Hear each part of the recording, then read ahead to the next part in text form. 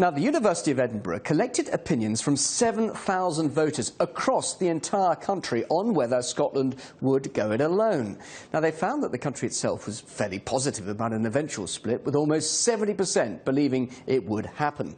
59% of English voters agreed, and Northern Ireland was also relatively certain, with almost 60% happy to go down the same route.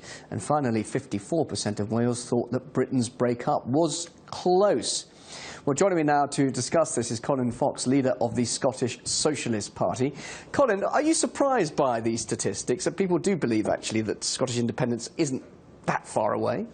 Well, good evening, Bill. No, I'm not surprised at all, I have to tell you. These findings from Edinburgh University's survey today are entirely in keeping with opinion polls that have been conducted in Scotland for the past 4 or 5 months, and it's a remarkable sense that people have in this country that independence has been deferred rather than defeated after the referendum we had in September the 18th. So, no, not surprised. They're in keeping with politicians were saying that this is a once-in-a-generation opportunity, and in fact, if independence happened, it would be a long, long way down the road. Yeah, well, it shows you what politicians know, don't you? Because this country has changed completely since the 18th of September. I mean, the tectonic plates of Scottish politics have shifted considerably. And, you know, we now have an absolutely remarkable set of circumstances politically in Scotland. I feel for people outside of Scotland's shores, because it's hard enough to fathom when you're here. It must be much more difficult outside. Why has this happened? I mean, we saw a majority voting against independence in that referendum. All of a sudden now we see this huge support for the SNP. Well, it is huge, and I think the thing to get your head around, Bill, is that Scotland was a one-party state for 50 years. The Labour Party runs Scotland like it was a fiefdom, and the latest opinion polls I mentioned show that of the 49 Labour MPs out of 59 Scotland has just now, there could be as few as 6 in 2 months' time.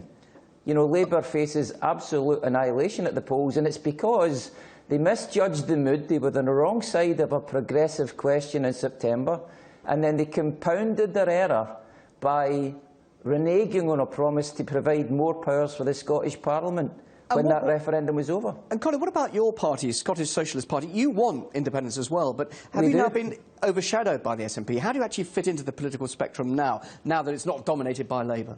Well, it's simple. I mean, it's worthwhile knowing that the vast majority of people who support independence in Scotland wouldn't describe themselves as nationalists. I mean, I take the advice of Lenin in this question, who once famously said that supporting the rights of nations to self-determination does not make you a nationalist, it makes you a democrat. And most of the people who voted yes in September 18th last year did so because they wanted democratic control of their own life. They wanted to be empowered. They wanted to take their own decisions. They were up for it.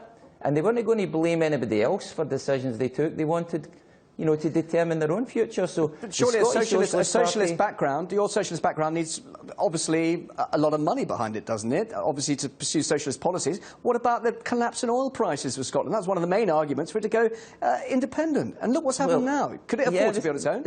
The oil prices have gone up. You know, they've gone up before, they've gone down before. I mean, they're obviously a commodity that fluctuates. But as we said during the referendum campaign, Scotland's a wealthy country of which oil is but one of our resources. You know, we have a wealthy energy market here. We have renewable energy, electricity. We have talented people, world-class universities. So I'm looking at the oil prices rising in the last few weeks. So presumably those who said that Scotland can't survive when the price of oil is low are reconsidering their position when it rises again. So I think that the key thing to remember is that the whole political situation in Scotland has changed forever.